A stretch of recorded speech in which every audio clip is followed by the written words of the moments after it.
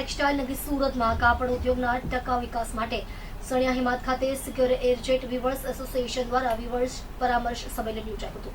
આ કાર્યક્રમમાં ઉપમુખ્યમંત્રી હર્ષ સંઘવી ઉપસ્થિત રહ્યા હતા, જેમાં સંઘવીએ જણાવ્યું હતું કે ગુજરાતીઓ જ્યાં પગ મૂકે ત્યાં માર્કેટ પોતાનું બનાવે છે। આગામી 5 વર્ષમાં વિશ્વમાં સૌથી વધુ એરજેટ મશીનો સુરતમાં હશે। હાલ 30,000 એરજેટ લૂમ્સ કાર્યરત છે અને આગામી વર્ષમાં વધુ 10-15 હજાર નવા મશીનો શરૂ થશે। તેમણે ઉદ્યોગકારોને પર્યાવરણ પૂરક અને હાઈ ક્વોલિટી વેલ્યુ એડિશન ઉત્પાદન પર ભાર મૂકવા કહ્યું।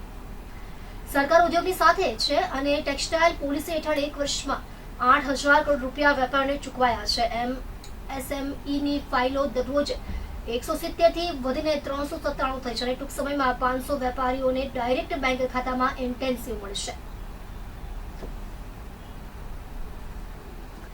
એમએસએમઈની ફાઇલો દરરોજ 170 થી વધીને 397 થઈ છે અને ટૂંક સમયમાં 500 વેપારીઓને ડાયરેક્ટ બેંક ખાતામાં ઇન્સેન્ટિવ મળશે। પીએમ મિત્ર પાર્કથી દક્ષિણ ગુજરાતમાં ટેક્સટાઇલની સૌથી મોટી ઇકોસિસ્ટમ બનશે। સંમેલનમાં મયુર ધોળિયા, મુકેશ પટેલ, ઈશ્વર ધોળકિયા, કૈલાશ હકીમ સહિતના ઉદ્યોગ અગ્રણીઓ હાજર રહ્યા હતા। મારું નામ મયુર ધોળિયા છે, president સાવા secure એરજેટ weavers association Surat. આજની મિટિંગ અમારું જે દર વર્ષે મહાસંમેલનનું અમે ગોઠવીએ છીએ એનું આજે મહાસંમેલન હતું। એમાં અમારા મુખ્ય મહેમાન તરીકે હર્ષભાઈ સંઘવી સાહેબ, જે ગુજરાતના નાયબ મુખ્યમંત્રી છે અને જેમની પાસે ઔદ્યોગિક ખાતું છે, એમને આપણે આમંત્રણ આપ્યું હતું। એમના ખાસ કરીને જે અમને ટેક્સટાઇલ પોલિસી આપી છે એમના માટે અમારે સન્માન કરવું હતું અને એમના પાસેથી અમારે જે પણ અપકમિંગ જે પણ યોજનાઓ છે એ અમારે સાંભળવી હતી। ખાસ આજની મિટિંગમાં એક જે જીઆર છે ટેક્સટાઇલ પોલિસીની, એમના માટે ડિસ્કશન જે બી દવે સાહેબ કરે છે, જે કરવાના છે, જે જોઈન્ટ ઔદ્યોગિક કમિશનર છે, અને બીજા અમે એક નિર્ણયો લેવાના છે। યાનનો ભાવ વધારો ઘટાડો, જે આંતરરાષ્ટ્રીય જે ભાવના પેટ્રોલના ભાવના કારણે જે વધઘટ થાય છે એમની વિશે ચર્ચા કરવાની હતી। અને જે પેમેન્ટ પોલિસી છે, લોકો અમુક ભાગુ વેપારીઓ જે પૈસા લઈને ભાગી જાય છે એ બધું કેમ ઓછું થાય અને કેમ વધારે લોકોને પૈસાની રિકવરી કરી શકાય, એના માટેના અમે નિર્ણયો લેવાના છે અને ચર્ચા કરવાના છે। નમસ્કાર, મારું નામ છે doctor Haresh Patel, secure airjet weaver એસોસિએશનના મહામંત્રી છું। આજરોજ અમે વીવર્સ પરામર્શ મહાસંમેલનનું આયોજન કર્યું।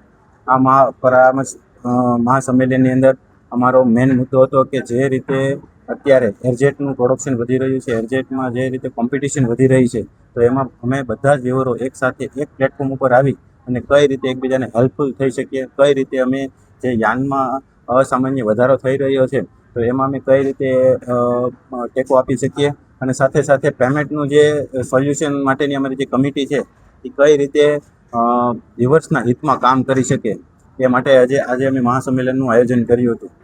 Thank you. મારું નામ અનિલભાઈ સવાણી છે, હું સિક્યોર એરજેટ વીવર એસોસિએશનનો વાઇસ પ્રેસિડેન્ટ છું।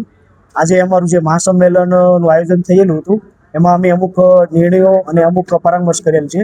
એમાં યાનનો જે વધારો ભાવમાં આવે છે એના માટે અમે ચર્ચા કરી અને એમાં કઈ રીતના કંટ્રોલ આપણે લાવી શકીએ, અને અમે અમારા વ્યુઅરને થોડુંક એમાં કોસ્ટિંગ બાબતે પણ નોલેજ આપ્યું કે ભાઈ યાનનો વધારો આવે છે તો સામે કોસ્ટિંગ પણ વધે છે, છતાં ઓવર પ્રોડક્શન જે થઈ રહ્યું છે અત્યારે એના કારણે અમને કોસ્ટિંગ પ્લસ આવે છે, છતાં અમને પ્રોપર કોઈ બી ફેબ્રિકનો રેટ મળતો નથી।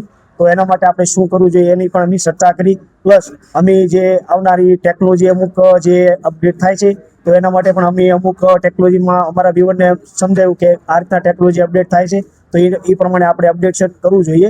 અને બીજા અમુક અમારો સ્ટોકને એ કઈ રીતના આપણે કરવું અને કઈ રીતના આપણે મશીન લગાવવા અને મશીન માટે કેપિટલ કેટલું સાથે લઈને ચાલુ, તો એના માટે પણ અમે બધું ચર્ચાઓ થઈ છે।